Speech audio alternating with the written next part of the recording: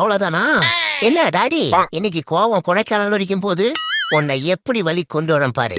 Daddy, நீ என்ன கொஞ்ச மாதிரி கொஞ்சி பொசசிவ்னஸ பொங்க வைப்போம். சரி, நீ என்கிட்ட வாடா, என் செல்ல குட்டி, அம்மு குட்டி, புஜ்ஜு குட்டி. ஓகே ஓகே, இரு, என்ன ஸ்டேட்டஸ்னு செக் பண்ணிட்டு வரேன். கொஞ்சம் கூட கண்டுக்கல.